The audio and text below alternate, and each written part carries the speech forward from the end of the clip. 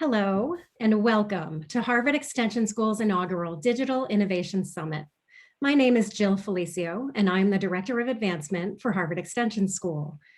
Thank you for joining us for 3 days of debate and discussion of the challenges organizations face as they navigate their digital transformation in a post-COVID era. I am so pleased to welcome all of you, both guests and members of the Harvard Extension community, including students, alumni, and faculty. For those of you who are new to our community, the Extension School is one of 12 degree-granting schools at Harvard University.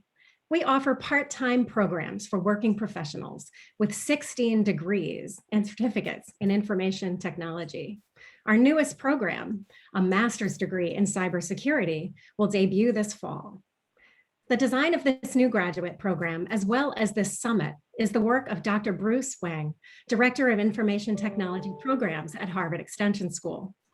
Now, for these 3 days, Dr. Wang has arranged a wonderful lineup of sessions led by information security leaders from a range of industries.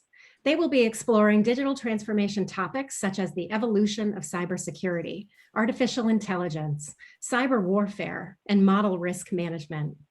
We will close out the 3-day event with an opportunity to network with our speakers and each other. We hope you'll join us on Friday afternoon for this networking session and the opportunity to learn much more about the IT programs at Harvard Extension. Now, a few housekeeping items before we get underway. All sessions during these 3 days are being recorded. Each day, you will receive an email with the day's agenda and webinar links for each talk. Each session will be 45 minutes to 1 hour in length and will feature a Q&A session facilitated by my colleague, Crystal Holland. You can submit your questions directly through Zoom's Q&A feature in the lower hand right of your screen. And now, without further ado, it is my distinct honor and pleasure to introduce Dr. Bruce Wang. Thank you very much, Jill. And so welcome, everyone. Welcome to our first annual Digital Innovation Summit. So this morning that we're going to kick off with a panel debate. And the subject that we are debating on is digital transformation, the downside of it, right? The downside of digital transformation. Now, this morning, we are honored to have a number of the speakers that we have here joining our panel. We have David Cass, and David is a veteran in the IT field, and he has been a Chief Information Security Officer at IBM and a number of other financial institutions. He's currently the Vice President of Cyber Risk and IT Risk at the Federal Reserve Bank in New York Supervision Group. And then we have Tom Cochran, and he's the Head of Cybersecurity at Farmers Insurance.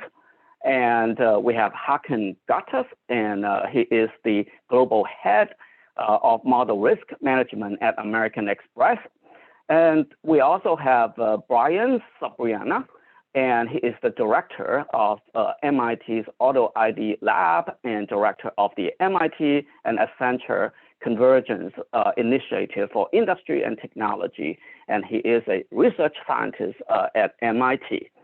And we also have Hossein Syed, and Hossein is the Chief Information Security Officer at RW Bananas Health, and which is the largest healthcare system in New Jersey. So, well, welcome everyone, and we are going to start our debate, and we're going to debate the downside of digital transformation from the implementation perspective, from the security, privacy perspective, and from the employment workforce perspective, and then from the economy's perspective. So we're going to kick off by looking at implementations, right? And now, digital transformation has been a buzzword in the IT field, in the industry for some years now. And every company, every business is talk about digital transformation, but it was not done until COVID-19 came. And when COVID-19 came, and it sort of accelerated the need to transform digitally. And many companies basically got online and become a digital business overnight. So do we count that as digital transformation? What more can be done? Now, I also hear that most of the digital transformation fail. And so what's the problem? And so maybe that we can start. And so David, you want to lead us and start the conversation here? Yeah, sure. I'd say probably one of the main reasons why digital transformation tends to struggle or fail is probably too short of a timeline from a planning horizon. Because when you look at how organizations do budgeting and planning from that aspect of it, oftentimes they'll do IT budgets in a 1-year cycle. When you're talking about a transformational event of the scale that we're talking about here today, you really need to have kind of a 3 to 5 year planning horizon, which means that you should have at least some of your budget and strategy planned for that 3-year horizon with the expectation that there'll be changes, but you have to be able to plan for more than a year out. Yeah, I would say, David, that the rule of thumb is that you have to plan for as long as you think is reasonable, and then you'll fail by 2.5. So it's almost 2.5 times longer than the longest you possibly thought it could last. So it just, I agree completely with you. It's very hard to plan. And I would want to know your thoughts, David, or anyone's thoughts on costs, because the experience I also have is that digital transformation is like an iceberg, and you only see the nice tools and the nice apps and the nice interfaces, but below the costs are huge. So I don't know what are the thoughts of everyone else here. No, I agree, Brian. I've often seen folks underestimate the dependencies and the support required for some of these efforts. That mass below the waterline, absolutely. Yeah, I'll add to David's comment about the planning perspective, and sometimes it also is a multidisciplinary exercise and not just initiated by IT. And typically, if it's initiated by IT, there are going to be challenges. So it really needs to be a business-driven initiative, and change management is critical because changes will come about, as David said. You start from one starting point, and as you get to the end, you probably see a totally different formation of processes. So I think COVID-19 accelerated it, but organizations were already trying to do it, and like we see, usually struggle because of the cost and the length of the projects. Also, to add on Hussein's point, other issue that I see here is sometimes in organizations, there's a race for digital transformation. There are many groups, it is democratized. They are trying, it's not a bottom-up, top-down approach. Sometimes different business units trying to do different things, right? You have different, and some of them are really well planned, some of them are not planned, some of them including IT in their planning, some don't. So it's kind of a race between different groups within the company. That's also one of the main reasons that it is failing, because they realize after 1 month of planning that other business department in the company, they are doing the same thing, but they didn't know they are further along, and there's a well-thought process. Then suddenly they are stopping. I think that's the other reason, is that there is kind of a hurry that I see in organization for digital transformations, just missing of fear of missing out. So there is kind of like a attack in the gold mine. That's what I see in companies, that there is kind of a race for digital transformation. I think that's the main reason that it is failing. I think biggest question is, should it be top down, or should be everybody should be entitled to do their own digital transformation? I think that's an excellent point. And when you look at it from the perspective of starting with what problem are you trying to solve? From even with transformation, you still need your starting points, your milestones from that aspect of it. And oftentimes, these types of events do occur in silos or small pockets within the business. But when you look at today's technologies, whether it's cloud, whether it's AI, ML, whether it's blockchain, it really requires a business-wide look when it comes to the solutioning, because it really needs to be a much more integrated approach than having things go off in a silo and expect success. So I think the best way to solve the problem, right, for the implementation of digital transformation, is to outsource it. Agree? I don't know about that. I think it's probably important to define your organization's vision of digital transformation first. Bring the business leaders together and understand what really are you trying to do. And then probably bring in the high-paying consultants to help move it forward.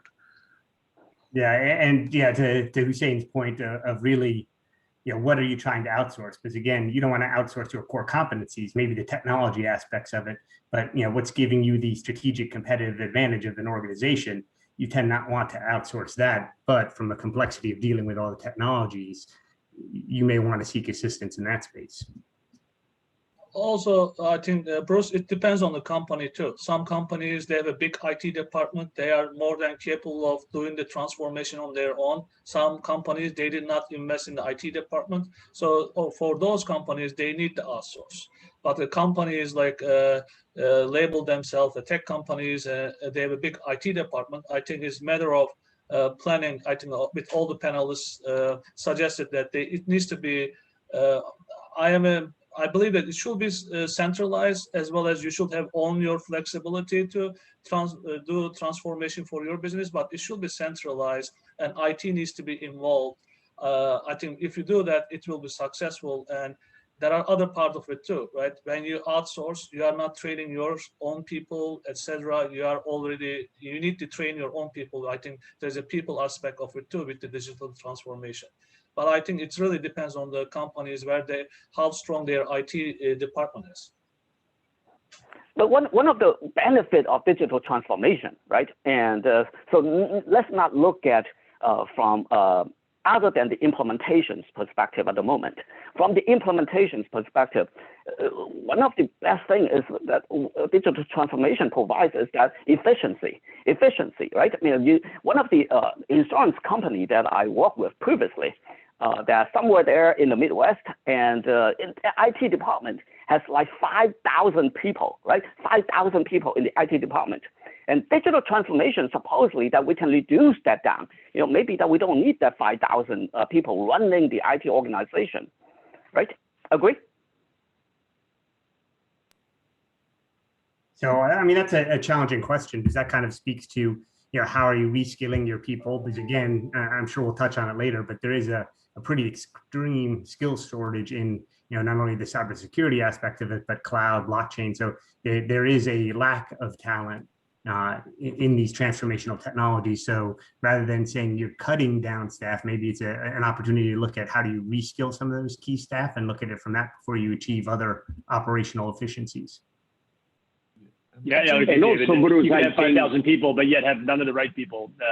And those key skills are really hard to find these days. And so that's the question: do you outsource it? Do you basically reskill your existing people to find those skills? Because finding them on the open market, trained and ready to go, is pretty tough these days.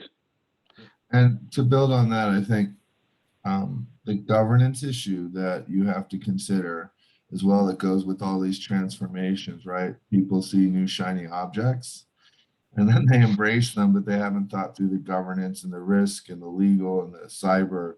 And what happens is they implement it, and then a regulator shows up at their doorstep and they're like, did I do that? And then they frantically go back. So I think one of the things that really needs to be put into this process is sort of a governance, sort of a perspective sitting at some of that table, because transformation is great, but if you're not managing the governance risk and from the board to the regulators on down, you really put your organization, especially when you have something like 5,000 people all operating in parallel. Also, Bruce, to answer your question, the response will be yes and no. You are going to say, how come? What do you mean? It really depends on your current job. If your current job is, for example, if you are an analyst, you are downloading rates from Bloomberg terminal and calculating a fair value of some investment, but it's very same job, you are doing the same repetitive job over and over again, that job is not going to exist. Right, that's going to eliminate intelligent automation is going to eliminate that type of job that we are doing repetitive work, right? It's going to be, we are going to replace with some kind of a bot. But at the same time, intelligent automation, as my panelist is suggesting, is going to open up new risks, and you need to hire new talent. You need to retrain your talent. So I think net and net, I haven't seen a big impact of intelligent automation initiatives or digital transformation to have a big impact on the staffing. Because what I've seen is the jobs that you have a repetitive job, basically you are being replaced by a bot. So it means that as an employee, you need to be on the watch out and get new skill set that you can do something else. Exactly. It's a journey, right? So if it's a 3 to 5 year journey, then you have to take a subset of your current workforce, identify the talent and train them into the new skills. And along the way, start bringing in your current employees into the fold as you get further along in the journey, and do part with the consulting organizations that you partnered with to implement it. This way, you kind of bridge that knowledge gap along with reutilizing your current workforce, because as David mentioned, the shortage is only going to grow in the digital, not just in security, but any aspect of digitization. And also what I'm finding is that in many cases, like for example, in retail, when you digitize, a whole host of new opportunities come about, and then you actually end up needing more people to take advantage of those opportunities. So I would say you need more people in general. Okay, all right. So and that's why there is shortages. Go ahead. If I can borrow the experience from the outsourcing of IT and business process back in the 90s, and I would say that digital transformation is a bad thing, right? It is a bad thing for a lot of people. And if you look at the report that McKinsey put out some time ago, talking about the digital workforce 2030. So digital transformation will basically eliminate 70% of the jobs today. Now, people who lost their job in the COVID era, the job is not going to come back, right? So basically, that digital transformation is good for the business, but it's not really good for people in the front line and the workers, the employees. What are your thoughts? You could make the same argument for when manufacturing went overseas and the U.S. economy became services economy. A lot of jobs were lost, but then they were recreated in some other form, right? It's the evolution of how people grow within the economies. Yeah, and I would add to that, and I think part of it is at the essence of it is, how effective are we at helping reskill our potential workforce or our existing workforce from that aspect of it? Because we already know there's, I think, close to 3 million unfilled information security jobs. There's tons of, cloud-related unfilled jobs from that aspect of it. So part of it is, what responsibility is it of the employer, of educational institutions, and what responsibilities do each individual need to take for their own professional development? So I think there's a distributed effect that everybody kind of needs to own their own personal development to an effect also, but we also need to provide opportunity for retraining and things like that as well. I mean, to agree on this, just my own experience in my workplace, they open an Amazon Go shop. Basically, there is no cashier in the store. You walk in, you walk out, right? So if you are cashier, like if you see that, as David mentioned, you need to work on your own self-development, own education, because you know that this job life of that position is going to exist. So you need to get new skills. Of course, it's going to have an impact on the employees. And if I was the one of those employees that lost my job because of automation, right? It's bad for me. I wouldn't be in favor of it. But you cannot stop innovation. Innovation and digital transformation is going to happen whether you like it or not, right? It's going to maybe happen 3 years, 5 years from now. Are we going to see pilots in the domestic planes 5 years from now, right? Are we going to see truck drivers 10 years from now? right? I think you know that it is coming. It's a little bit of, as an individual person, you need to have some awareness. You need to see what is coming, and you need to, as David mentioned, it's just a self-accountability. You need to develop additional skill set to be prepared for, be prepared for that. Innovation is going to take your job, so you need to be ready for it. Yeah, I think it's couldn't fair agree more. to say that The employees have yeah. to meet us halfway. The companies have to provide these training opportunities, but the employees need to develop a passion for this and really chase those training opportunities, upskill themselves. I think it's fair to say that it depends on a lot on the study that you look at, and there's all sorts of studies. And for example, the work of the future at MIT, they've come up with a bunch of data. And for example, in factories in the US, robots are replacing humans, but not at the speed of retirement. So there's still need for new manufacturing jobs. And it's just very confusing. I think where we're all moving as an economy as a whole is very difficult. You see pockets of unemployment, you see pockets of missing jobs. So I think it's fascinating. Theoretically, it sounds like one day machines will do everything, but I don't think that's anywhere near. I think we'll be busy for a long time. And if you look at the world is sort of broken. There's a lot of people that need help. The environment needs help. So, and that's going to be done by humans. I don't see machines taking care of all of those issues, huge issues we have, healthcare, epidemics, etc. So I think humans will be busy for a while. Well, to build on that, a company that's truly dynamic and using innovation properly will plan and manage that sort. It's very expensive to acquire new talent.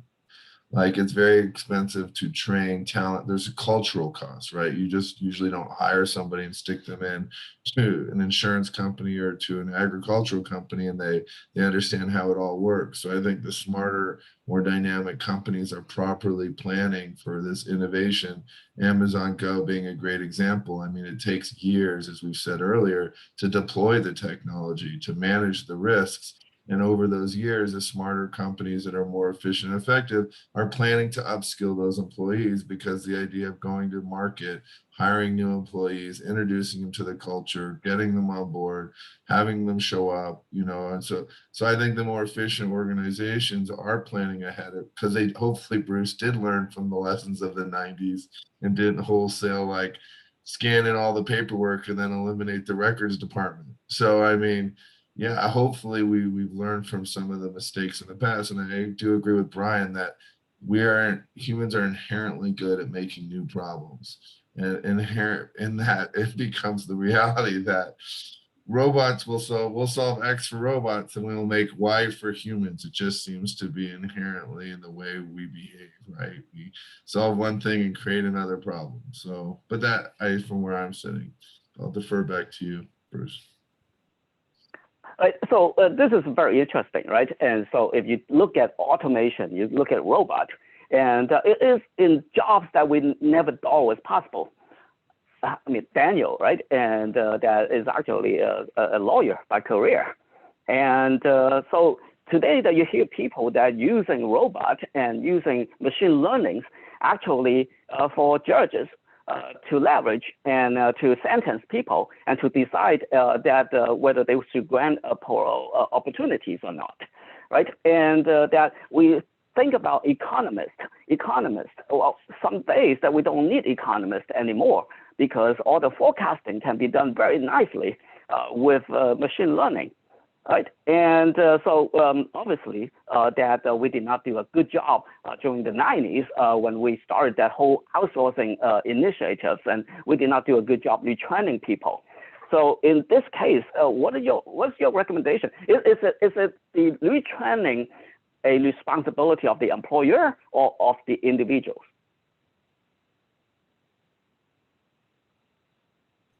So, I mean, I would say that there's a certain level of mutual responsibility there. I mean, an individual has to want to be retrained, from that aspect of it. But also, as Daniel mentioned, once you've had employees for years that understand the culture, understand the business, that has value. from that point of view, so that there should be a willingness on the employer to retrain, with the expectation that, not everybody is going to be able to be retrained, not everybody will be interested in it, but there still needs to be a pathway for it, from that aspect of it. And then, interesting discussion, I'm sure we'll discuss later with the AI and ML, but, AI and ML is still bad at certain things when you have very unexpected events. Like, look at what happened to a lot of traditional models of, as soon as you went into COVID, there were some, I'd say, unexpected deviation because the models weren't used to that type of an event. So there's still a lot to be done from a, how do you manage AI and ML from an appropriate kind of safety and soundness perspective before letting it engage in certain decision making. To build on David's point, exactly, especially when with this whole work from home situation, I think employers have to do a spectacular job of informing the workforce where the new opportunities are coming and how the organization is progressing into the new ventures, right? So that they can decide what direction they want to take in the future. And the bias in AI would never go away. I think that'll probably be the ethics and bias in AI would probably be a problem for future to solve. I mean, it's inherent in its very definition of how it's made. It's sort of like when you look at the law, right? Or you look at anything, right? You have, there's a lot of interesting training on judicial bias that's starting to come in and other things, right? I think bias is inherent in it. It's being aware and cognizant of it and trying to come up with a way to balance it. I think one of the most tricky things about these transformation projects is to be aware of what I call the self-fulfilling prophecy of greatness, right? Inherently in it, everybody is focused in the same direction and isn't always cognitively aware that that in itself is becoming its own risk, right? When everybody sees it as a certain way, there's a failure to sort of account for the other perspectives and risks that come with AI, ML, or frankly, any sort of technology. I think it'll be a tricky path forward, but I think it's one that has to be navigated because you're not going to stop it. And Bruce, to come back to your question of do the employees have a responsibility? The answer is yes. The companies should be providing those training opportunities, but it's not going to be a one-time event. They've got to develop a passion for this and keep up as the technology is moving so fast. They'll never be done trying to keep up, but they've got to keep that effort up and they've got to develop that commitment and that passion. I mean, I agree with everything being said. Everybody has individual responsibility. Your employer also needs to have an environment that you are supported, both financial, because some of those trainings could be expensive. They need to be supportive and help you to support your journey of self-improvement. It's part of a leadership and cultural view. Like if the company is not supporting the employees to be trained, it is very challenging in this environment because it's really become self-determination because everybody has full-time job, families, and on top of it, you are going to pay out of your own pocket to get trained. It makes things difficult. So it is as a firm needs to have your employer needs to have a vision and plan, and they need to support their employees. As far as the data bias, bias in AI ML, like there are two types of bias. One is hidden bias in your data. Basically, you are biased in your own processes. What AI and ML is doing is replicating what you were doing, and now you are seeing this, and you are saying that AI ML is bad because there's a bias. No, because there was a bias in your data. You were biased. Now you are scientifically seeing the evidence of it. There's a second type of bias is caused by AI ML. We don't call it bias. We call it overfitting. But again, other traditional models also overfitting too. But again, what it comes down to here is with AI and ML, you are able to process immense amount of data very quickly, and which help you to make the decisions be more efficient. Yes, there is a downside of it, which I'm going to talk about in my talk tomorrow a little bit, the bias. But with the traditional statistical approaches, you cannot process that immense amount of data and like you cannot compete with AI ML because of the algorithms and technologies are different. So in digital transformation, and so we touch on the workforce, and we touch on the AI bias, right? And that now one of the things that really stands out during this whole pandemic, that when businesses move online, and which is part of the digital transformation, is a cybersecurity and security issue and privacy issue. And you can see more, and like every single week, right? You see something, and it's not the small threat, it's a huge threat, and threaten to companies' financial structure, threaten to impact to the economy, and etc. So, so that is a huge downside of digital transformation. What are your thoughts, and what can we do about it? I would just say, Bruce, that I would want to echo your thoughts and say that I think cybersecurity is one technology where we are going backwards.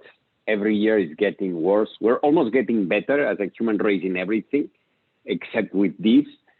So I really I'm looking forward to see what the other panelists have to say on this.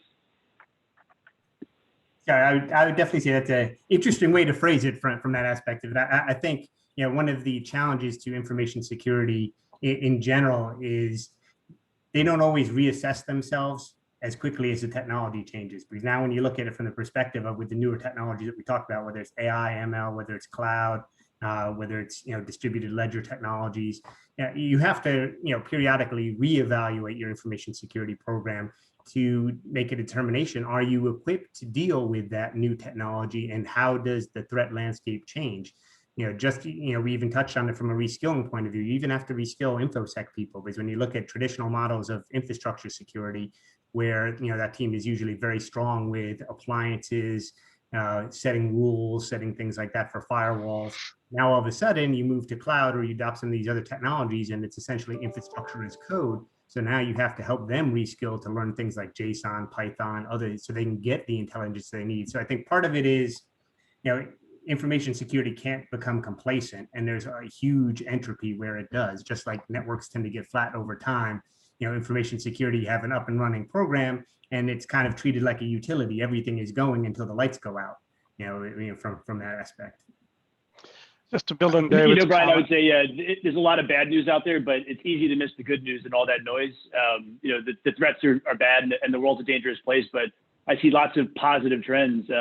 You know, industry is much more engaged in security than they were 10 years ago. The big players at the top of the ecosphere, like Google and Microsoft, are making contributions to security. I think that make the, you know, that a tide that rises all the boats. Like, just look at Google Project Zero and the resources Google is bringing to that project, for example, to increase our security and making it easier for the folks that do pay attention and do devote resources to make their networks more secure.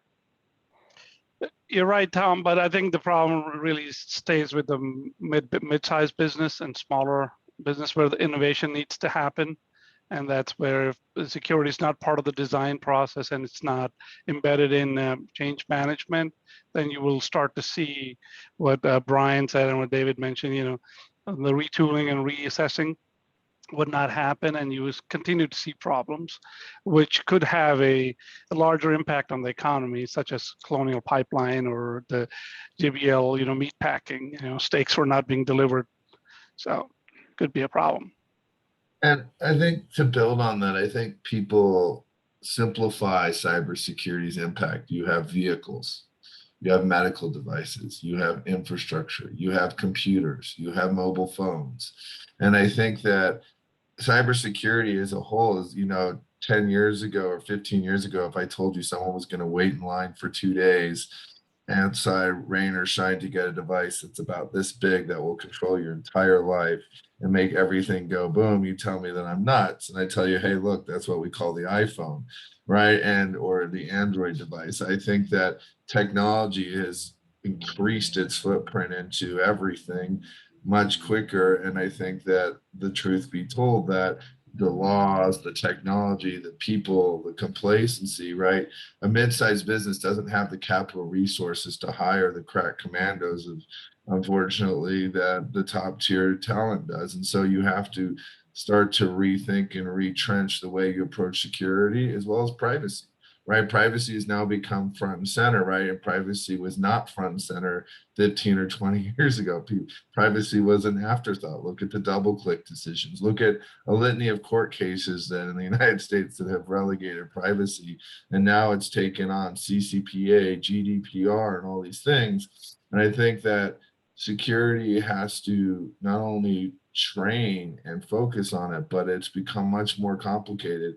Plus the fact that a lot of the private public infrastructure has shifted, right? Pipelines, meat production, right? I mean, steak, whatever you want to call it, right? That is now sitting in the private sector, and you have to look at how legal structure operates, right? In each country, and how is the state allowed to help secure private industry, and where are those lines drawn, and how do they operate? So all of these things have become a much more complicated web in trying to actually execute and secure something, right? So you don't have to be the tech wazir to be a cybersecurity specialist. You can be somebody who works in policy and privacy and governance. You can be someone that helps on managing, incident response, project planning. There's a lot of different roles that don't require technology per se skills, but require human skills. And I think that's the other part that cybersecurity's entered is how do you secure a human from themselves?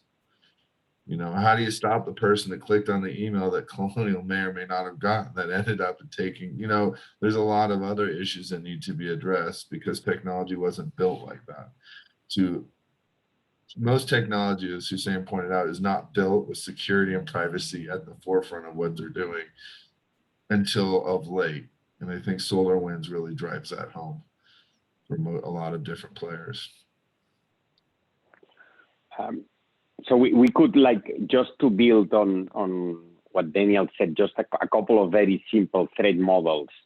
One is something that brings up your Siri, Alexa, or Google Home, and it's inaudible, and it can search for your contacts, one that has the word password in it, and send it somewhere else, right? Or another threat model, imagine something that starts all ovens in a country and starts creating fires, right? And so I think a big thing with IoT is retrofit and coming up with updating infrastructure that's maybe old and that won't be updated. So I think there's room to believe that this is a problem that's going to be with us for a long time, and the potential worst case scenario, I think, is getting worse and worse, not better and better, even though we are improving. So one of the advice that someone gave it to me a long time ago was that if you are online, right, if you connect yourself on the network, then you are exposed, right? You are exposed. And so with that theory, if you are giving advice, if you're making recommendation to companies, right, large or small companies, the rule of thumb is that if it is a mission critical system, if it's a mission critical application, don't put it online. Don't digital transform it, right? And so you only digital transform things that is not mission critical. If it's absolutely mission critical, leave it out. Agree? Comments? Yeah. So Bruce, that it's an interesting comment. But if you are a B2C type of a online retailer and your entire business model is to take orders over online, how do you not expose that application to the web so that people can quickly order and receive just-in-time updates of the progress of that order? But you're right, again, going back to the design issue, everything can be secured by design. There are some pains that need to be taken to build it right, and then continually manage it or govern it along to make sure that as the emerging threats are coming along, the system is retrofitted to make sure that it's not vulnerable to those exploitations. Humans develop software, so naturally there's going to be a gap in how they develop it and where it changes, functionality changes. DevOps versus DevSecOps is an ongoing conversation. But I tell you, with 5G and everything else coming along, it is going to be a new world in terms of how mobility is used in conducting business. One thing, sorry, go ahead, Brian, apologies. No, I just was going to say very briefly that I would pick up on what Tom said, that I think what you need to do is hire very good people because there's technology out there. And if you're not going to put your mission critical things online, your competition is going to do it. So I think it's a matter of hiring good people, training your people, and it's really a people problem at the end. I think, yeah, go Daniel. So. Yeah, but the other thing is that when you can't not put, like, if you look at the pandemic, right? You might not have had certain applications online, and then you might not have done any work, right? I mean, at the end of the day, there are constant problems that employers are facing, that we're putting something online or making it accessible is great, right? But how do you secure someone's home? How do you secure the home where a kid is studying online at high school, another kid is learning in elementary school, and the other kid, your third kid's decided, hey, I'm going to go play at, Fortnite for the day instead of go to school. And they're all using the same network that you're trying to do work on, and your computers and all of these devices. So I think you can't but your business still needs to operate. A business still needs to make money, and you need the right people, but you need the right.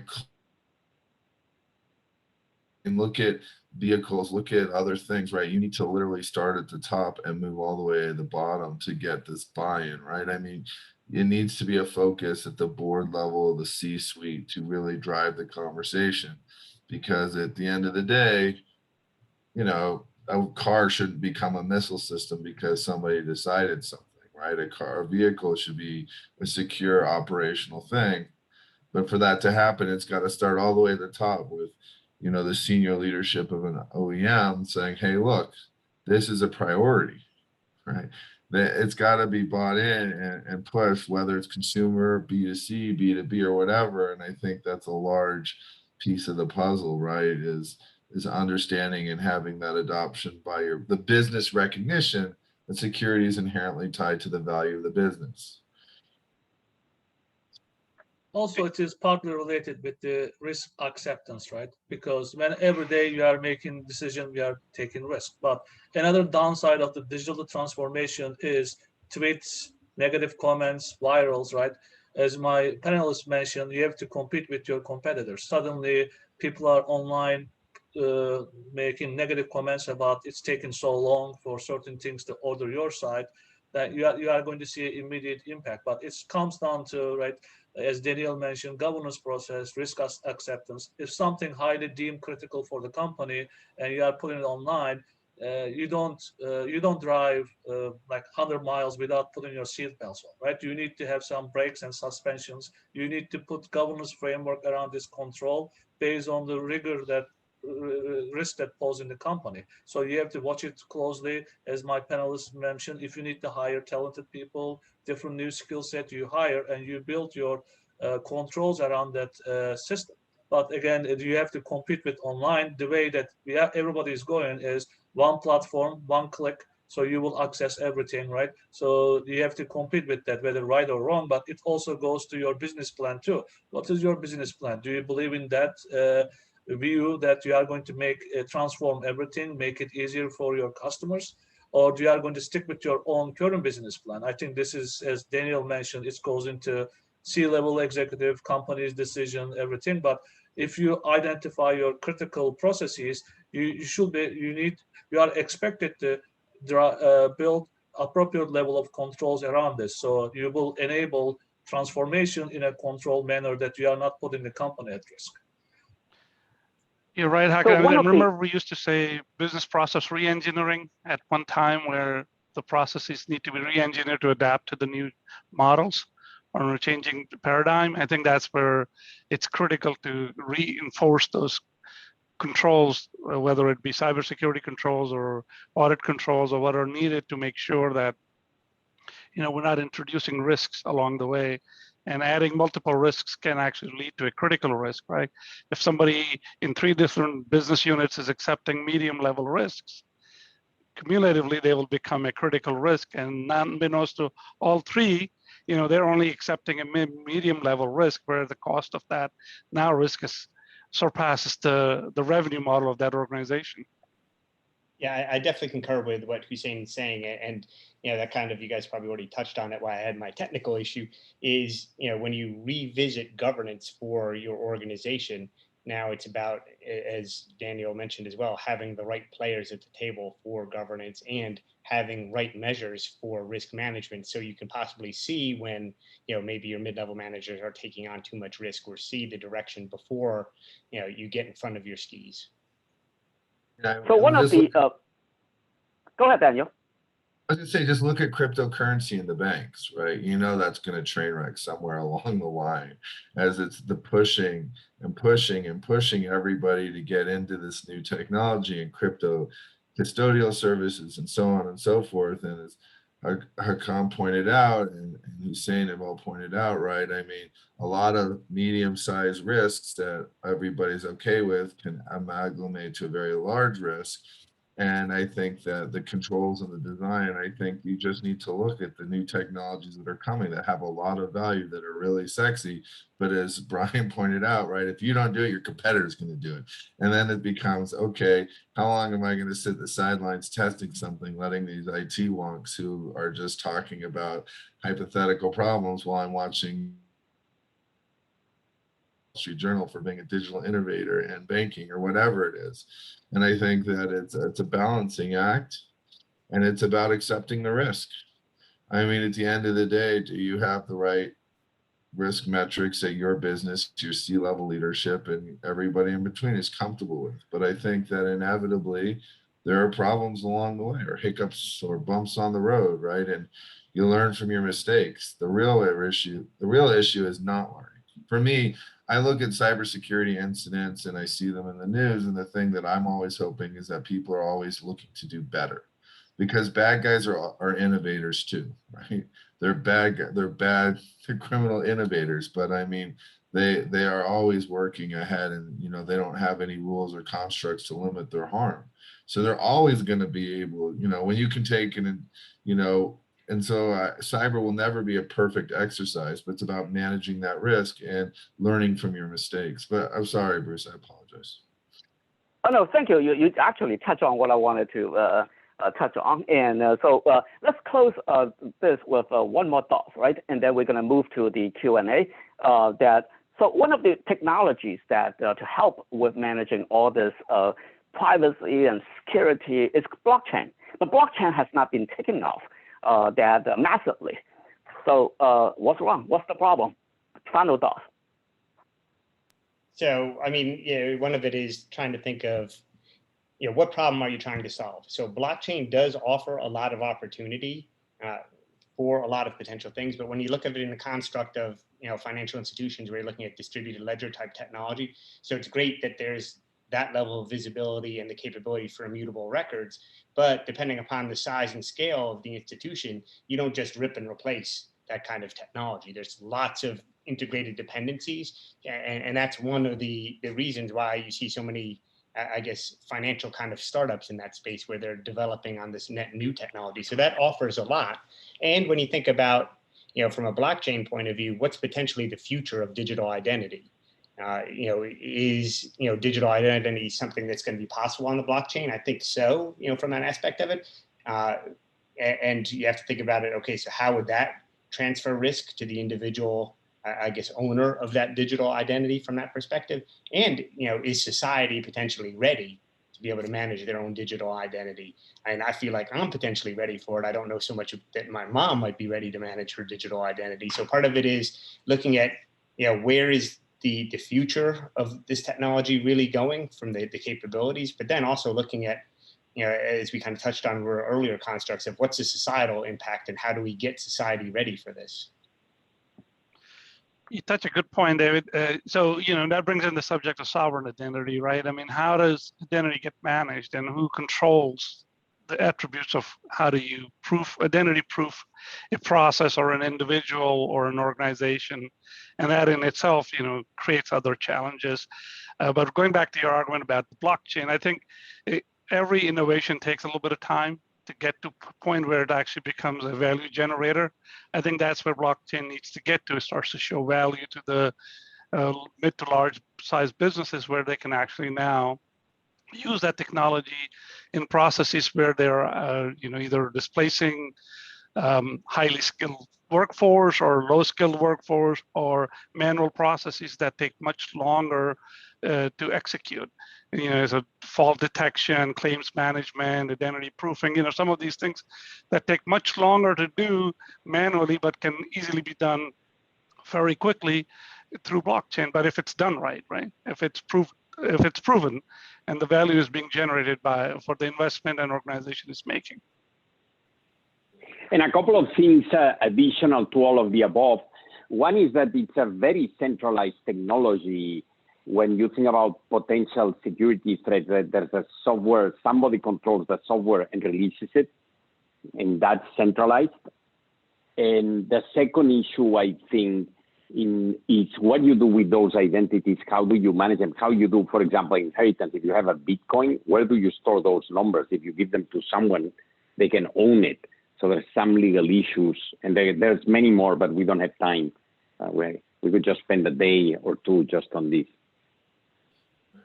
One other interesting impact is there's simpler things and understanding them, like using blockchain in food, right? I mean, the reach of blockchain, it crosses so many verticals and sectors.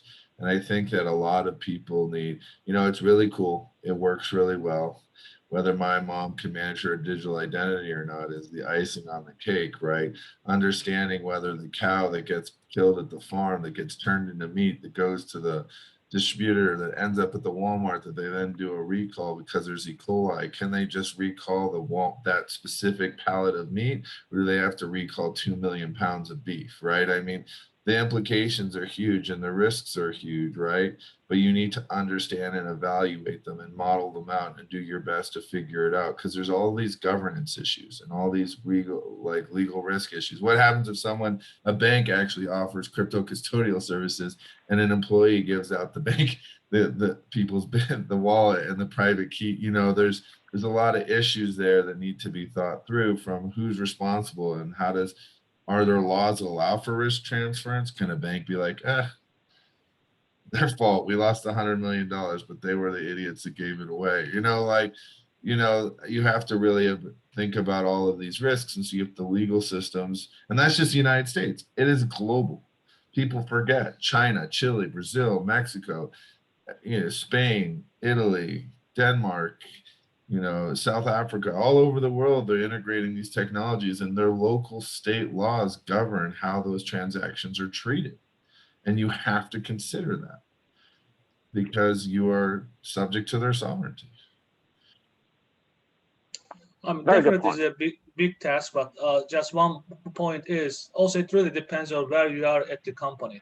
If you don't have a clear control of your data as it is today, so you don't know, you cannot even attest that your data is accurate, there are no duplicative information, your information is up to date, it really prevents you building something more complicated on top of it. I think some of the issues is some companies, organizations are really backward in terms of data governance and accuracy because they haven't got this right. So how can they build something on top of it? I think it goes into some of the limitation or why it's didn't grow that this. I think this is one of the impact, other than as Daniel explained the legal and other impacts. I think that's also one of the main reasons that companies did not progress it quickly on the blockchain.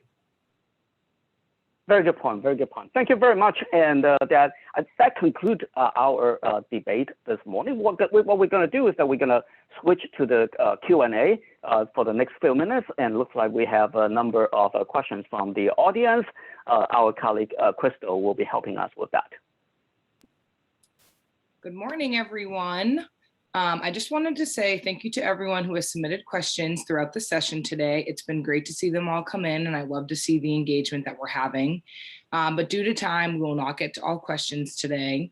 But for our first question, we have heard a lot about data-driven digital transformation and data-driven organizations.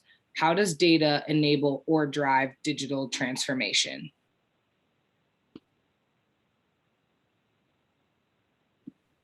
I don't know. Anyone wants to take it? I'll have a first guy. I mean, when you look at, data is pivotal to every business decision made. The question is, are you using all the potential insights from the data that you have? So that's why we're seeing the increase in the AI and the ML to look at, what insights were you potentially missing from that pool of data? And it also brings on other challenges that Daniel alluded to earlier of the right to collection and usage of that data from that aspect of it. But when you look at it, every organization, if you're in business, you have data. So the question is, are you using it appropriately, and are you gaining the proper level of insights from it? I will say that's the main reason is for intelligent automation, because you have data all over the place, right? You have your personal data, you have your your behavior on internet, what news you read, etc. What people are doing is this is downside of it, right? They are collecting this information and use it, right? And this is what for a company perspective, you have different databases sitting in there, right? You are connecting the dots. So that's the main reason that driving innovation. So connecting all the data. One of the interesting issues that has to be thought about is privacy and one's self-identity isn't ubiquitous around the world. And so what ends up happening is my definition of what my rights are, privacy and digital identity, are different than those of other individuals located elsewhere in the world. But when you start thinking about how all of this data becomes collected and aggregated, right? Think of your Android and you're driving through Europe. I can do forensics on that phone, and I simply can tell you where you were for how long, in what city, when you stopped, if I get your phone, right? I mean, did you consent to that? How did you consent to that? What were you okay with? Balancing those issues and risks, as you can't stop, I don't want to say progress, but you're not going to stop this train. It has clearly left the station. So it's about putting the right governance and risk structures in place. There are certain places in the world where citizens own their data, and they can demand from a company, I want to know whatever data you've got on me, and I want you to remove it, and I want it to be done within X amount of time, versus other places where they're like, go pound sand, thanks for asking. So I think there's these things that are going to become much more complicated, as well as cybersecurity requirements. China has cybersecurity laws, the United States does. I think it's going to become a lot more complicated in managing this process. The next question. Sure thing. What advice/tips can you give in regards to changing culture within large organizations, from seeing digital transformation from job loss to career opportunities?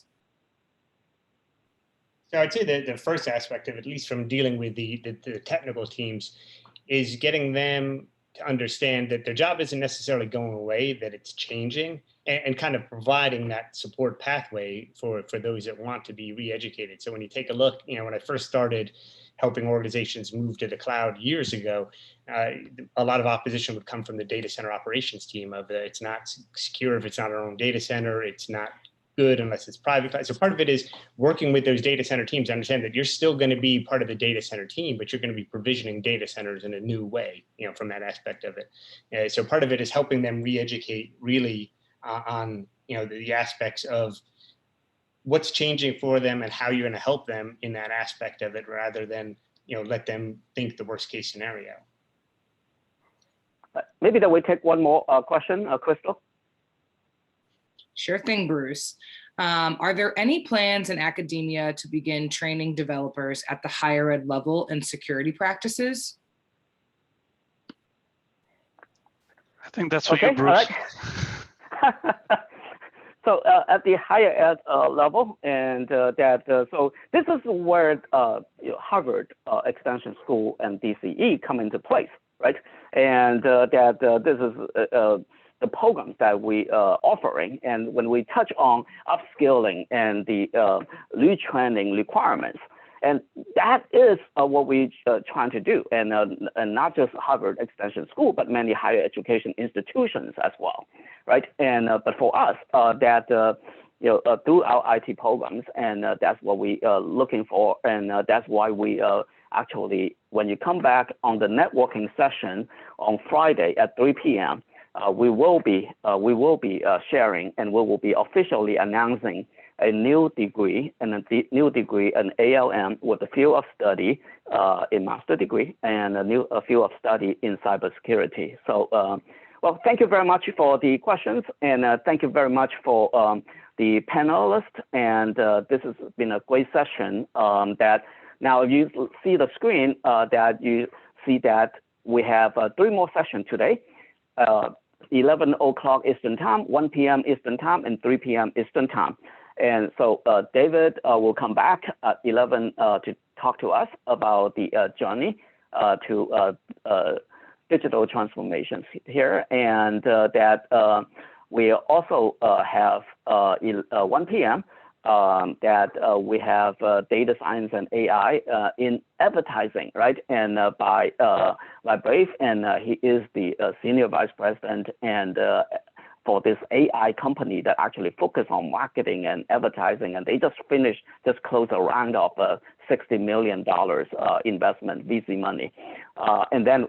3 o'clock Eastern Time, and we can come back, and Hossein is going to share with us the threat detections in intelligence. And so, well, thank you everyone, and for spending the morning with us, and enjoy, and we will see you in the next session. Thank you.